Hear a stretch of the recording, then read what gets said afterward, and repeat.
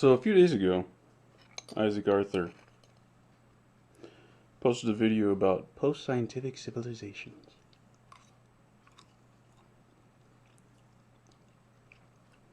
So I see this and I'm like, okay, I'll bet you $1 million. I'll bet you $1 million. What he's going to talk about is when there's no more shit to learn, when there's no more discoveries to be made. Because to him, that's what science is. Science is a method to truth. It's a path to truth. It is the ultimate epistemology. And that's all it is. So, in terms of epistemology, nothing could be post-science. And guess what, motherfucker?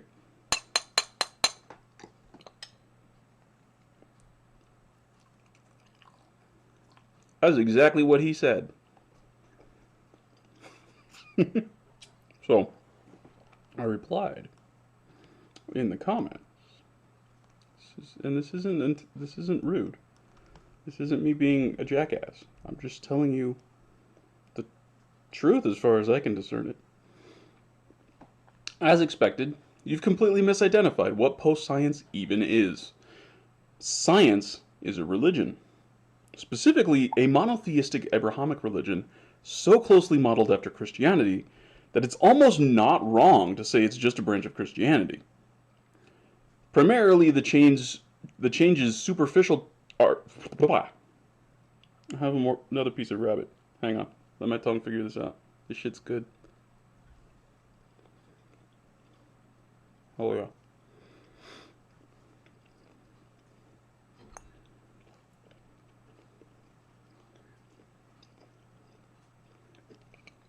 Smoked this rabbit last night. And I was a little worried because I had it in the freezer for a while. So I was a little worried that it wasn't cooked all the way through. So afterwards I put it in the oven. Like I smoked it for maybe an hour and a half, something like that. I think it was a little over an hour.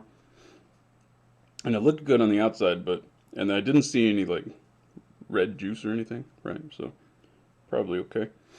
But I put it in the oven at about like 170, 175.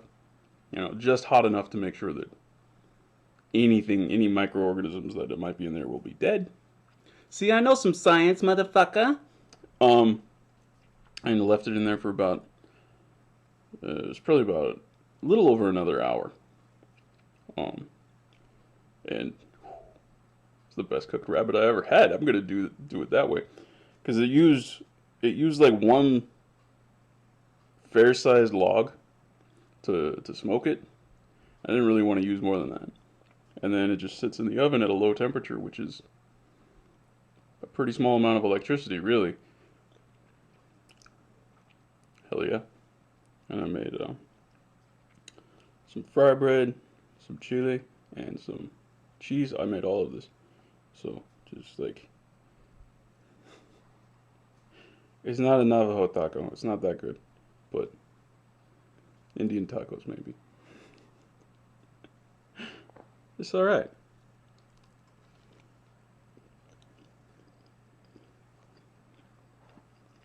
Alright.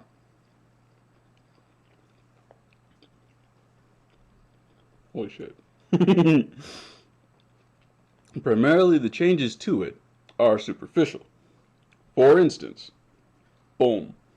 The omnipresent, omniscient, omnibenevolent creator God is called science. This can be seen when people see something unexpected and they chalk it up to science. This is no different from someone chalking the same thing up to God. I know you've seen this. I know you've seen this usage of the word science. The act of philosophizing over the nature of science is called science. I feel like it's deliberately obfuscated. And one who does this in the form of publications, which are reviewed for acceptance into the liturgical canon of the body of science, is called a scientist. This is similar to how clergy operates within the body of a church. Claims which do not undergo this process are unscientific, regardless of their truth. This is similar to how certain things are totally fine and true, but might be viewed as unchristian, or like anti-Muslim, something like, non-Buddhist, right? Because it's a fucking religion. When you say something is unscientific, basically you're just admitting that science is a religion.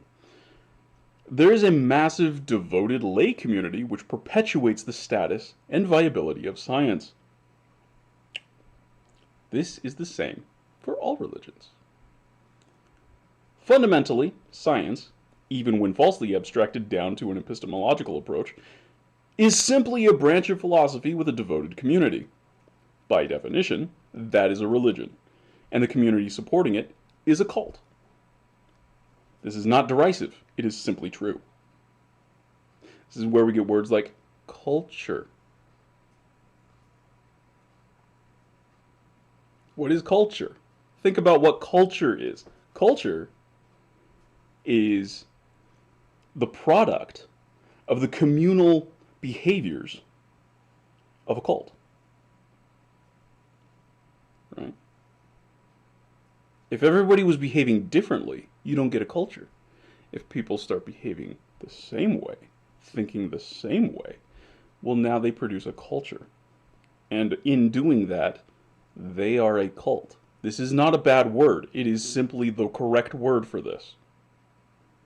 Not my fault. Not my fault everyone's stupid and thinks that cult is a bad word. We use it in culture just fine. Nobody has a problem with it being in culture. But when it's just the Morphium cult isolated unto itself, suddenly it's a bad word? Fucking Christ.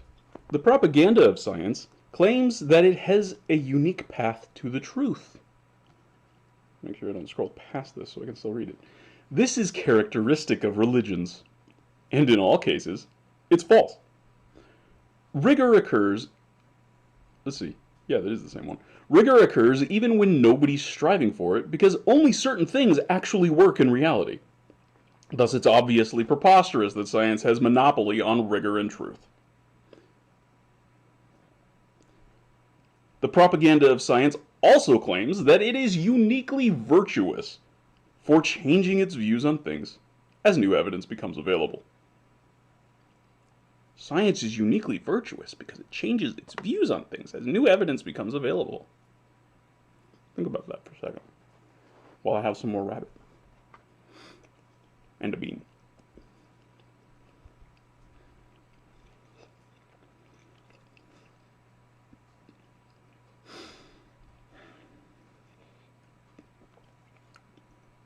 But all religions operate this way. Indeed, they must, in order to maintain the favor of the mob which provides them life. As new information becomes available to the mob, which supports you, you kind of have to fucking accommodate them. Otherwise, you die. You cease to exist. As a religion, you don't have a fucking choice. You have to change.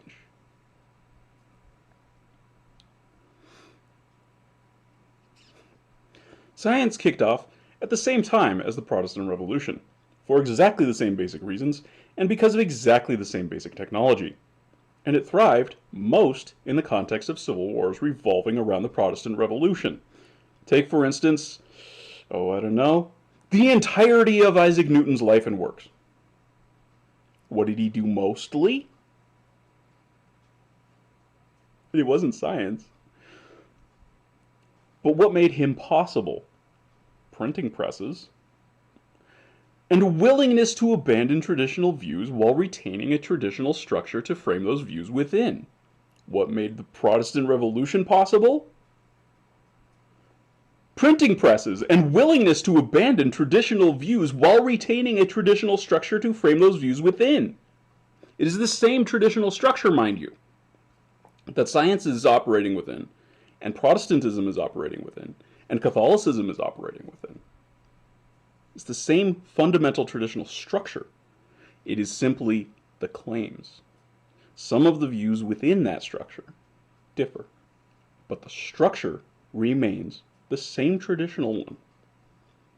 And this is important because basically Your recruits, so regardless if you can disagree with everything I'm saying here, that's fine. You're an individual, you're allowed to believe whatever the fuck you want to believe. I don't own you. But think about this. Just fucking entertain this for a second. Who are you recruiting into science? What are you trying to do? You're trying to pull people from religion, from Christian religion, into a scientific worldview, right? Into a secular worldview, right? That's the goal. How's that going to work? This person was raised since they were a baby within a Christian framework of society, of knowledge, of right? The way epistemology operates in their head, it is fundamentally Abrahamic. Okay. You can't change that. What you can do is you can change the claims. But that framework can't fucking change. You don't have that power. So, of course science is a Christianity. It's an Abrahamic religion. Of course it's built that way because everyone that came over to it was raised Christian. Are you fucking kidding me? This isn't an opposition to Christianity. It's an alternative form of Christianity. And, there's also, like, the overlapping. Like, it's sort of just a philosophical religion, sort of like Taoism. Like, you can be Taoist and Buddhist at the same time, right? Whereas Buddhist is more religious in the Christian sense. Like, yeah, you can draw distinctions at that level, but there's also people who are purely Taoist. It's pretty rare, but it happens. And there's people who are staunchly like, no, science is the only thing. Fuck religion. Yeah. You're a religious zealot, motherfucker. Anyway, scientific publications instill a scientific dogma. This can be so deeply influential that even when it was known to be wrong before it was ever established, it remains the standard scientific claim for generations. This occurred, for instance, with Piltdown Man, and the claim that hyoid bone morphology in cats determines whether they purr or roar. So recall with Piltdown Man, when it was first presented, multiple people, right off the bat, said, that's not real, that's a human skull mixed with an ape. I don't think anybody called out orangutan specifically, but they didn't say monkey, they said ape. We're like, it looks like a gorilla or something. I don't think gorillas were even known yet. Yeah. But the point is, it was called out for exactly what it was immediately. But the community of scientists wanted it to be true because they wanted an Asian origin for humanity. They very, very much did not want an African origin. So your two camps at this time was humans evolved independently in multiple different places, or humans evolved in Asia and spread from there. Why? I don't know. There was never good evidence for this even at the time. But they wanted that to be true. And they wanted it to be so true that for about 50 years, several generations of scientists, the scientific standard claim was that Piltdown Man was legitimate, was a legitimate missing link, confirming Asia as the origin of humanity. And this is why in the 60s and 70s, when the Leakeys were working in Africa, and they found things like Lucy, that was so fucking sensational. That's why. There's a context to this.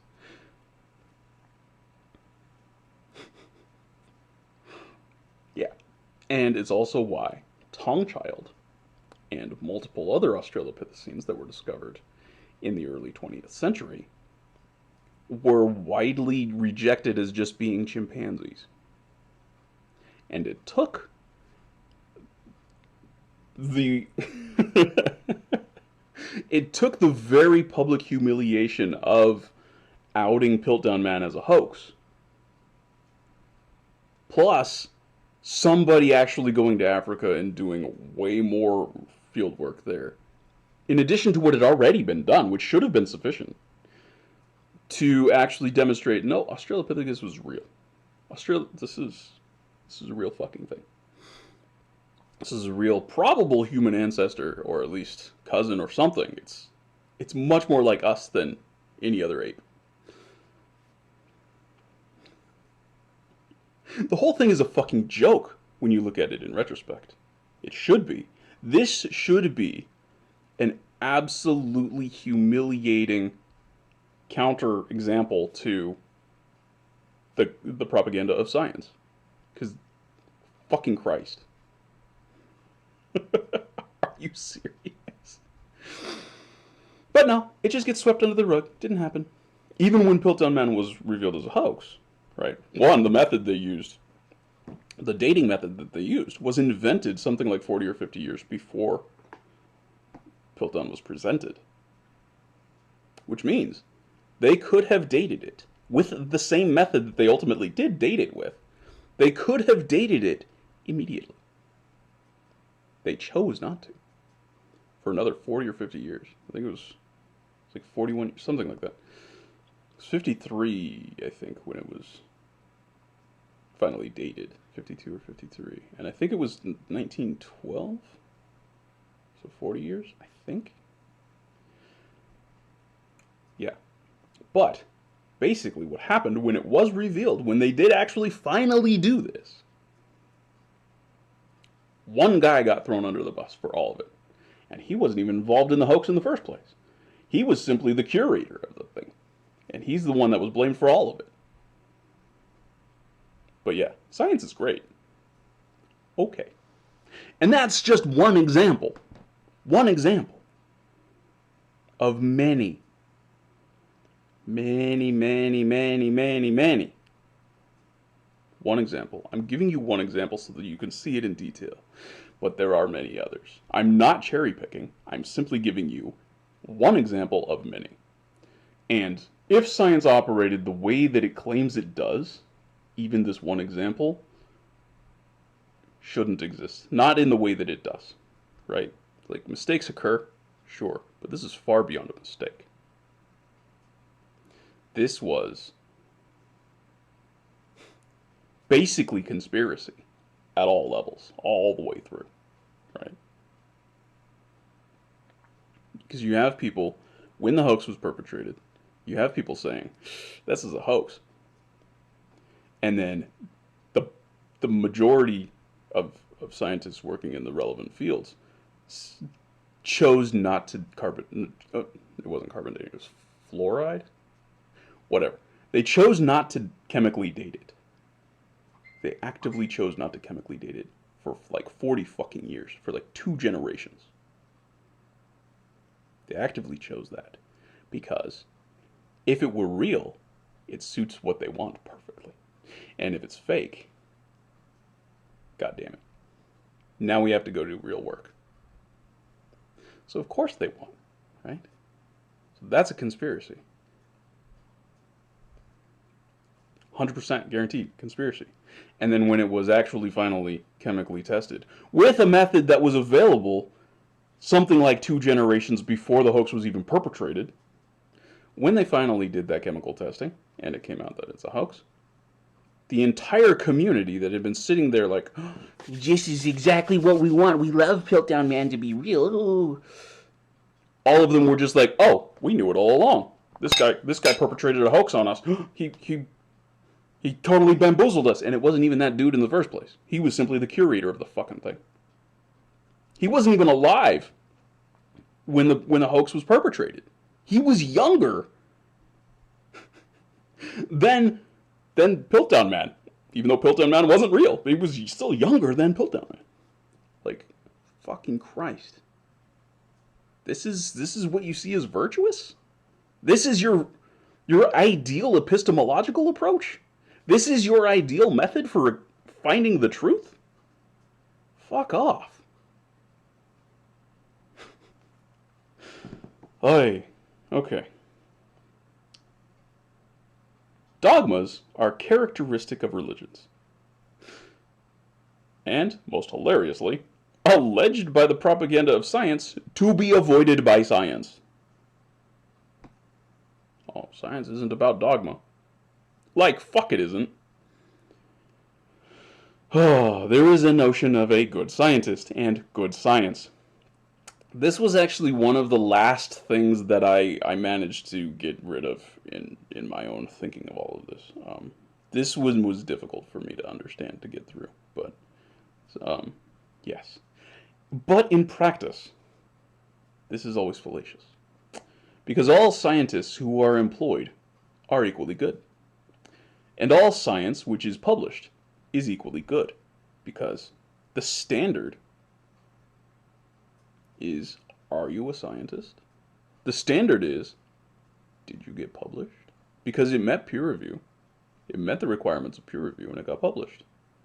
So it's good science. It's an actively employed scientist. He must be a perfectly fine, good scientist. I'm not an actively employed scientist. I'm not a good scientist because I'm not a scientist. Right? Nothing I've published, or, well, nothing I've written has been published as science. Nothing I've written has been peer-reviewed. So nothing I've written is good science. But it's also just not science. Right? Because it's not participating in that tradition. That doesn't mean that the things that some of the things I've written are certainly true, despite being non-canonical, despite being heretical, right? Like when I say 1 + 1 is not 2, that is true. It's trivial to demonstrate that. You're never going to find that published in a scientific paper anywhere.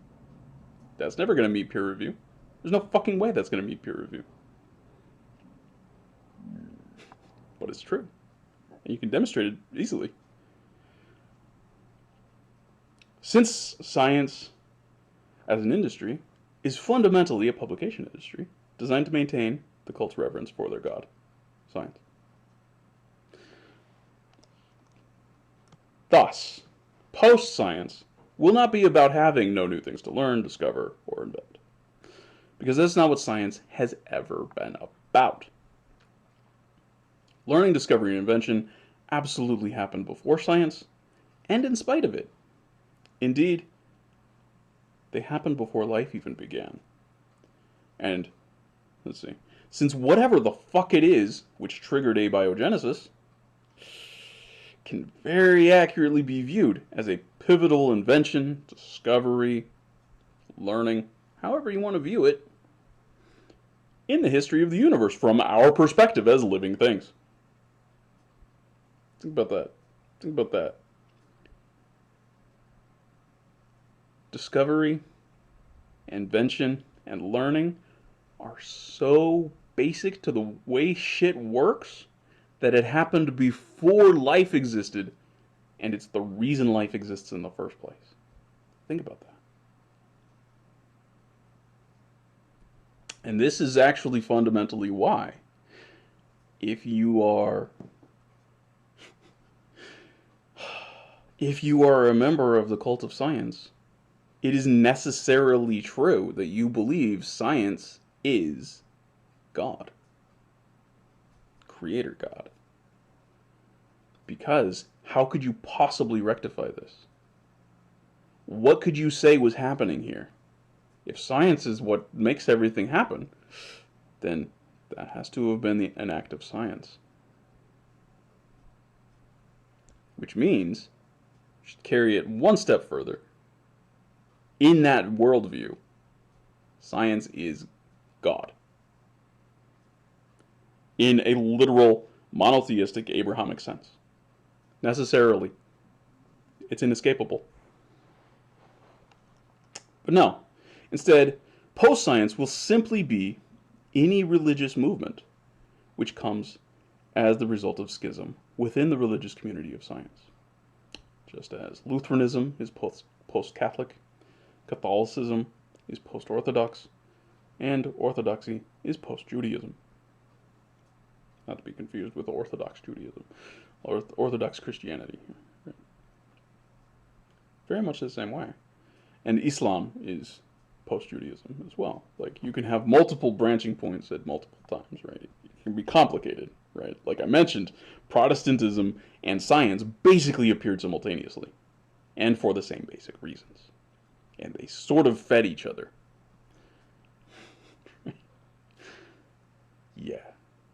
Yeah. So he's, in this video, Isaac Arthur is just rambling on about, oh, well, there'll be a time where we've learned everything, and that's when science dies.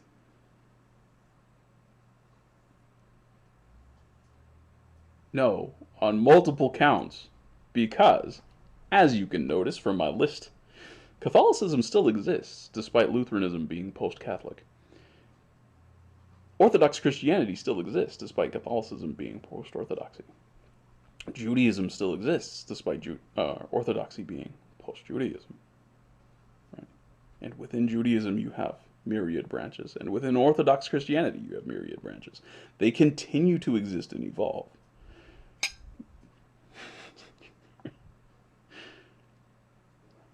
There's somewhat less diversity in Catholicism, but there is diversity in Catholicism.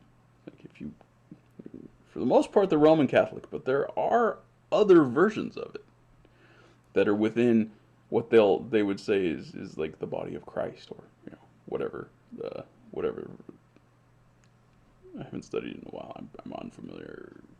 I might have fucked that one up, but yeah, in communion with each other, I think that might be it. Yeah, like, they're not all Catholics are Roman Catholic. Right? And not all Protestants are Lutherans. Like, it continues to grow. And I find it notable that, like, there are factions of science that definitely they don't speak the same language as each other, right? Like, it's really difficult to get somebody working in one subfield of science to understand what's happening in another subfield, and vice versa, right? But, as a general rule, they do not disagree on their claims of methodology. Even though their claims of methodology are completely mythological. It's completely fantastical. The method that they claim that they all use and share is not what they do. It's not what they actually do. Right? And the hilarity of this is there have been multiple scientific studies into this. So look at it. There have been philosophers of science, like, I can't think of his fucking name right now. For some bizarre ass reason, Kierkegaard is stuck in my head, and that is why. No, not him. Yeah, but they don't disagree on this fundamental thing. But it's this fundamental thing, their claims on it are not accurate. So there will be a point, it's inevitable, that somebody is going to recognize this, and there's going to be a movement within science to break away from tradition. And at that point, you will now get a real schism within science. And that will result in one of the branches being post-science. One will be more conservative and traditional, and look much more like the science that we have today. And the other one will have some revolutionary elements in it. And it will overall look very similar to the science we have today. Much like science actually looks like Christianity. When you get down to it, it really does. The important thing is going to be the claims, the things that they espouse, the way that their dogma looks, the way that their clergy looks, the way that their liturgical canon looks. All of that, the way things operate.